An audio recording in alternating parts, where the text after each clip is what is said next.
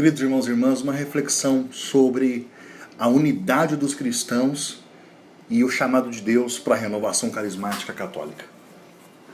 O Papa Francisco disse à renovação carismática católica no dia 1º de junho de 2014, no Estádio Olímpico de Roma. Ele disse assim: vós tendes um guia nos documentos de Malinas, um percurso seguro para não errar o caminho. O primeiro documento é orientação teológica e pastoral. O segundo, renovação carismática e ecumenismo, escrito pelo cardeal Swinens, grande protagonista do Concílio Vaticano II. O terceiro, renovação carismática e serviço ao homem, escrito pelo cardeal Swinens e o bispo Helder Câmara. Foi em 2013 ou 2014? Já não me recordo. 2014, lógico. O documento de Malinas está disponível, inclusive está no meu blog, no Sobre a Rocha de Pedro, os 3 volumes. O vosso percurso é evangelização, ecumenismo espiritual, repito, ecumenismo espiritual, cuidado dos pobres e dos necessitados e acolhimento dos marginalizados. E tudo isso com base na adoração. O fundamento da renovação é adorar a Deus. Papa Francisco no mesmo encontro.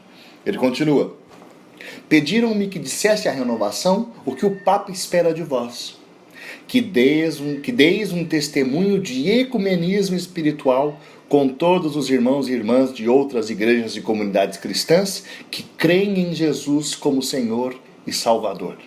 Que permaneçais unidos no amor e que o Senhor Jesus, o amor que o Senhor Jesus pede a nós por todos os homens, e na oração ao Espírito Santo para alcançar esta unidade necessária para a evangelização em nome de Jesus. Recordai que a renovação carismática é ecumênica por sua própria natureza. A renovação carismática rejubila-se por aquilo que o Espírito Santo realiza nas outras igrejas. Ele fala isso citando o documento de Malinas. Como nós sabemos, a renovação carismática católica, ela é, gente, segundo o Papa Emérito Bento XVI, fruto e resposta do Espírito ao Concílio Vaticano II. Assim declarou, o então cardeal Ratzinger, numa entrevista ao repórter Vittorio Messori na obra A Fé em Crise, uma pergunta. Olha o que ele disse. O espírito pós-conciliar pareceu corresponder bem pouco às esperanças de João 23, que esperava um novo Pentecostes.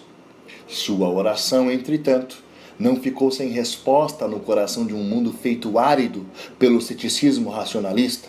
Nasceu uma nova experiência do Espírito Santo que assumiu a amplidão de uma moção de renovação em escala mundial. Tudo o que o Novo Testamento escreve a propósito dos carismas que apareceram como sinais visíveis da vinda do Espírito Santo não é mais história antiga apenas, encerrada para sempre. Essa história torna-se hoje vibrante de atualidade. Cardeal Ratzinger, no livro A Fé em Crise. O Concílio Vaticano II, gente, do qual São João 23 esperava um novo Pentecostes, segundo o cardeal Ratzinger, e ele pôde ver essa sua oração atendida, segundo o cardeal Ratzinger, nosso Papa Emérito, com o advento da renovação carismática. Esse concílio ele possui um documento sobre o tema da reintegração da unidade, em latim, Unitatis Redintegratio, que pode nos servir aí de inspiração. Dentre tantas coisas, o documento declara: por outro lado, é mister que os católicos reconheçam com alegria e estimem os bens verdadeiramente cristãos, oriundos de um patrimônio comum, que se encontram nos irmãos de nós separados. É digno e salutar reconhecer as riquezas de Cristo e as obras de virtude na vida de outros que dão testemunho de Cristo, às vezes até a efusão do sangue. Deus é, com efeito, sempre admirável e digno de admiração em suas obras. Quão atual isso, né? Que nós temos nesse momento irmãos cristãos de outras confissões derramando seu sangue. O documento ainda diz, esse é o número 4 do documento, tá, gente? Ele diz assim, né? Vou só pontuar. O documento diz: Deus é, com efeito, sempre admirável e digno de admiração em suas obras. Porque a pessoa que escreveu, compôs, falou, seja lá o que for, ela pode não estar em plena comunhão.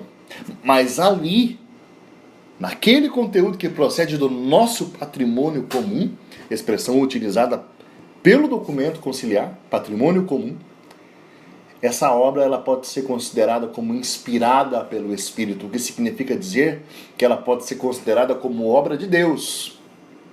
É o Senhor. Então, se é o Senhor, eu não posso menosprezar uma obra, né, se de fato ela é do Senhor. O documento continua assim: nem se passe por alto o fato de que tudo o que a graça do Espírito Santo realiza nos irmãos separados pode também contribuir para a nossa edificação. Tudo o que é verdadeiramente cristão jamais se opõe aos bens genuínos da fé. Antes, sempre pode fazer com que mais perfeitamente se compreenda o próprio mistério de Cristo e da Igreja. Irmãos, o Espírito Santo, autor da verdade, age nos irmãos de nós separados, e o que ele faz por meio deles pode contribuir para a nossa edificação, nos ajudando a crescer na nossa compreensão acerca do mistério de Cristo e da Igreja. Isso não são palavras minhas, são palavras do documento conciliar. Vamos juntar as peças e concluir. A renovação carismática católica precisa voltar aos documentos de Malinas, percurso seguro para não errar o caminho, disse o Papa, a fim de guardar a sua especificidade e cumprir a sua missão na Igreja. Dentre esses documentos, um deles, Malinas 2, é inteiramente dedicado ao ecumenismo. Algumas pessoas ironizaram quando eu escrevi que nós temos que voltar ao documento de Malinas, dizendo assim: nossa, tanta água já passou debaixo dessa ponte. Eu digo, pois é, tanta água passou debaixo dessa ponte e nós ainda não aprendemos a viver ecumenismo. Tanta água já passou debaixo dessa ponte e nós ainda temos discussões ridículas no nosso meio. É triste, mas nós temos que voltar a Malinas. A renovação é resposta aos anseios do concílio, conforme Papa Emérito Bento XVI. E no quesito ecumênico, esse concílio nos deixou um documento, Unitatis Redintegratio. Resumo da ópera: não dá para ser carismático e anti-ecumênico, gente. Simplesmente não dá. Um abraço a todos.